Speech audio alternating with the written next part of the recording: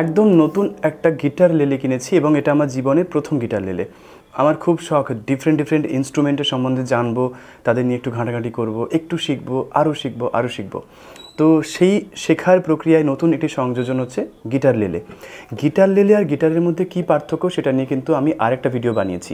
আজকে যেটা আমি কিনেছি ইয়ামাহা কোম্পানির GL1, সেটার সম্বন্ধে আপনাদের শেয়ার করব এবং আপনাদের এটা নেওয়া উচিত কি না, কেন আপনারা এটা নেবেন, না নিলে কেন নেবেন না, ইত্যাদি ইত্যাদি বিষয়ের উপর আজকে আমি শেয়ার করব। প্রথমে জানাই, খুব কম্প্যাক্ট সাইজ এই গিটার লেলের। এই ইয়ামাহা GL1 গিটার লেলেটি হাতে নিলেই ফিল হয় যে ভালো মেটেরিয়ালস দিয়ে তৈরি। এটা হচ্ছে স্প্রুজ উড, আর এখানে খুব পরিচিত রোজ উড, অর্থাৎ ফ্রেটবোর্ডটা রোজ উডের এবং টপটা হচ্ছে স্প্রুজের। আমি সাইজ মেপেছি ইতিমধ্যে আমার এই মেজারমেন্ট এর দড়ি দিয়ে, কি বলবো, দড়ি না কিছু একটা হোয়াটএভার। আপনাদের সামনে আরেকবার মেজারমেন্ট করে দেখাচ্ছি। হ্যাঁ, আপনাদের সামনে আরেকবার মেজারমেন্ট করে দেখাচ্ছি। এটার যে লেন্থটা ওটা হচ্ছে 71 সেন্টিমিটার, আর সবচেয়ে চওড়া যে অংশটা আছে সেই চওড়া অংশটি হচ্ছে প্রায় 22 থেকে 23 সেন্টিমিটার।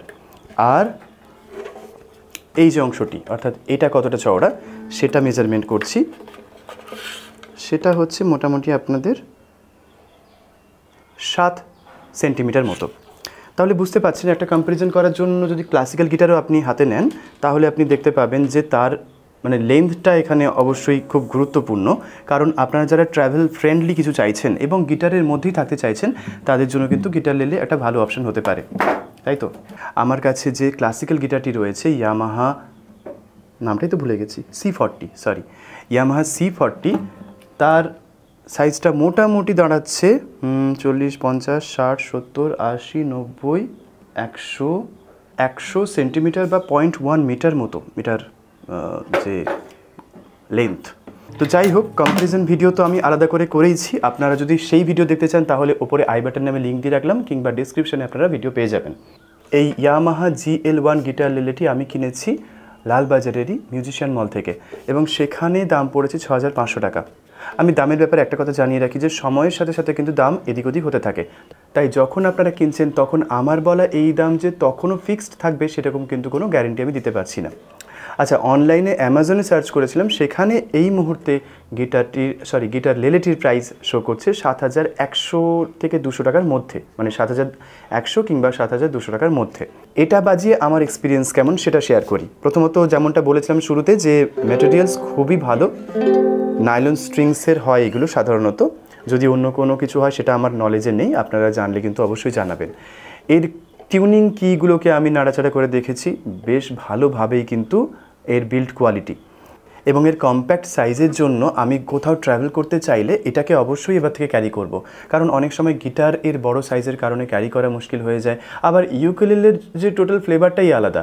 হ্যাঁ, এটার ফ্লেভারটা অনেকটা ওই টেনর ইউকেলেলের মতোই শুনতে লাগে, বাট এটার সবচেয়ে বড় সুবিধা হচ্ছে আপনি গিটারের যে কর্ডসগুলো যেভাবে আপনারা জানেন, বার কর্ড ধরা, সব কিন্তু এখানে একদম সেম টু সেম। বাকি তথ্য অবশ্যই আপনারা অন্য ভিডিওতে পেয়ে যাচ্ছেন। সো প্রশ্ন হচ্ছে, আপনারা যদি এই বাজেট রেঞ্জে কোনো গিটার লেলে পারচেস করতে চান তাহলে কি ইয়ামাহা GL1 খুব ভালো একটা অপশন হবে? উত্তর হচ্ছে অবশ্যই। ইয়ামাহা কোম্পানি যে কোনো ফিল্ডেই তাদের সেরাটা দেওয়ার চেষ্টা করে, সেই জায়গা থেকে বিচার করে অন্য কোনো লোকাল ব্র্যান্ড কেনার থেকে একটু খরচা করে আপনারা ইয়ামাহা GL1টাকে কিনতেই পারেন। প্রথম দিন যখন আমি এটাকে ইউজ করেছিলাম তখন বারবার টিউন চলে যাচ্ছিল। এটা অ্যাকচুয়ালি ক্লাসিক্যাল গিটার বলুন বা ইউকেলেলে কিংবা নাইলন স্ট্রিংওয়ালা কোনো ইনস্ট্রুমেন্টের সাথে প্রথম দিকে হবেই, অন্তত আমার ছোট অভিজ্ঞতা তাই বলছে। আমি জানি না, আরও অনেক দামি জিনিস হয়তো থাকতে পারে যেখানে হয়তো এই সমস্যাটা থাকে না, কিন্তু যাই হোক, প্রথম দিনের ওই বারবার টিউন চলে যাওয়ার সময় আমার মনের মধ্যে একটা ফিলিংস আসছিল যে বাবা, এত টিউন চলে গেলে কী করে হবে। কিন্তু দ্বিতীয় দিন, অর্থাৎ তার পরের দিন আমি উপলব্ধি করেছি যে না, বারবার টিউন করতে হবে না। ঠিক আছে, সুতরাং এই ছিল আমার ভিডিওটি কেমন লাগলো অবশ্যই জানাবেন। আর কারা কারা এখনও গিটার লেলে কেনেননি কিন্তু কিনতে চান তারা অবশ্যই কমেন্ট করে জানান। আমার ভালো লাগবে যে আপনাদেরও গিটার লেলের প্রতি আগ্রহ বেড়েছে। আর আগামী দিনে গিটার লেলের উপর কি লেসন বানাবো, আমি এখন কোনো গান গাইছি না। যাই হোক, যদি আপনারা চান যে গিটার লেলের উপরে লেসন আমি আনি তাহলে সেটা কমেন্টে মেনশন করে দেবেন। খুব ভালো থাকবেন, হ্যাপি থাকবেন, মিউজিক নিয়ে সুখী থাকবেন আর সুখী রাখবেন। টাটা। ও হ্যাঁ, ভিডিওটা বন্ধ করতে গিয়ে মনে পড়লো, বাচ্চাদের ব্যাপারে তো বলাই হলো না। গিটার লেলে কিন্তু বাচ্চাদের জন্য হাইলি রেকমেন্ডেড। আপনারা আগামী দিনে বাচ্চাটিকে বড় একটা গিটার দেবেন, কিন্তু এই মুহূর্তে বেবি গিটার দেওয়ার থেকে আমি মনে করি গিটার লেলে দিয়ে দিন।